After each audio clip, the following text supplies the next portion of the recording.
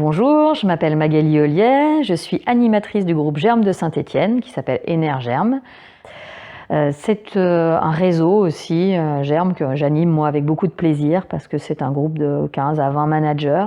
Actuellement on est 16 dans le groupe Énergerme qui vont partager des expériences, partager des projets, des difficultés et qui progressent ensemble.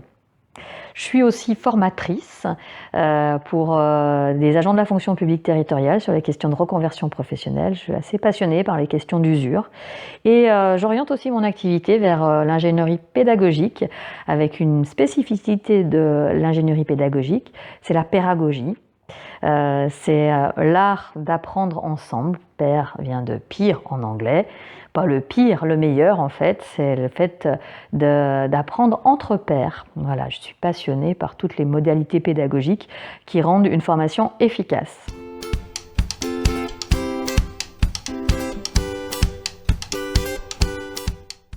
C'est une association qui a pour objectif d'allier performance économique et progrès humain. Donc ça, c'est ce qui m'a vraiment attirée quand on m'a proposé d'être animatrice d'un groupe à Saint-Étienne.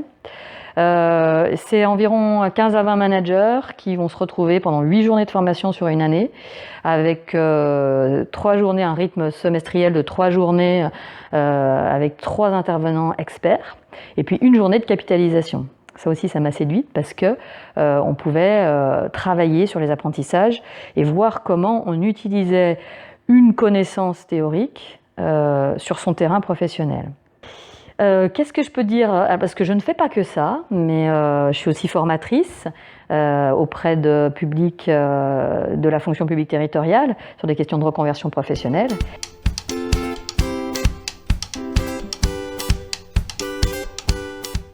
Ce qui ressort beaucoup aujourd'hui, c'est souvent comment on fait venir de nouvelles compétences dans ces équipes. Et ce qui est aussi pour moi important, ce qui est lié, c'est aussi comment on fait vivre une équipe, comment on fait vivre une cohésion de groupe, comment on fait vivre des cultures différentes, pas forcément liées à des cultures très éloignées, mais c'est vraiment le travailler ensemble qui est toujours au centre de nos échanges. Donc ça vient à travers des problématiques très concrètes, c'est-à-dire qu'on va avoir un manager qui va nous exprimer son problème du moment, ou sa question ou sa préoccupation, hein, ou son projet. C'est pas toujours du problème. C'est ça qui est bien aussi, hein, c'est que des fois il y a de l'espoir et il y a une vision d'avenir. Donc c'est comment aussi on emmène des gens, une équipe vers un projet commun. Et quand ce manager il nous l'apporte, on travaille ensemble. Alors soit à travers les apprentissages qu'on a pu avoir avec les intervenants sur des questions très larges de l'intuition ou la question plus concrète du management situationnel. Et puis des fois on va travailler vraiment avec l'expérience des autres à travers des démarches, par exemple de co-développement professionnel. Inspiré par la méthode des célèbres Champagne et Paillettes, nos amis canadiens très très inspirés qui développent cette super méthodologie.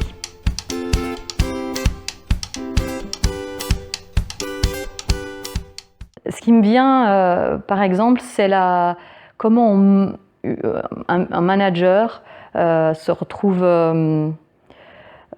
confrontée à une jeune génération, une jeune collaboratrice qui a des attentes très différentes de ce que cette manager, elle, a. On peut parler en termes de valeurs, mais c'est toujours délicat, hein, parce que les valeurs sont peut-être pas les mêmes, mais il y a vraiment l'idée de est-ce qu'on parle le même langage, et ça va porter sur des questions de conditions de travail, hein, le télétravail, ça a été beaucoup le sujet qui a explosé.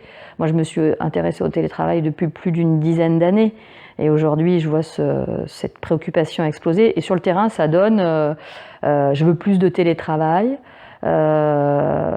Et pour la manager, ça veut dire une perte en cohésion d'équipe. Donc, comment équilibrer l'envie de dire oui à des demandes qui peuvent être légitimes, et puis l'envie de faire fonctionner une équipe correctement.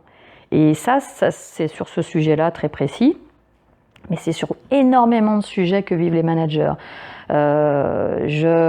Comment l'équilibre vie perso pro, qui est une demande aujourd'hui des collaborateurs, est accueillie dans l'entreprise et par le manager, mais à sa juste proportion. Et en fait, ce qui est génial, c'est qu'il n'y a aucune méthode. Alors c'est génial, mais c'est pas marrant. Ce serait bien d'avoir une équation qui permet de dire A plus B divisé par X permet de dire que le collaborateur peut faire ça à telle proportion.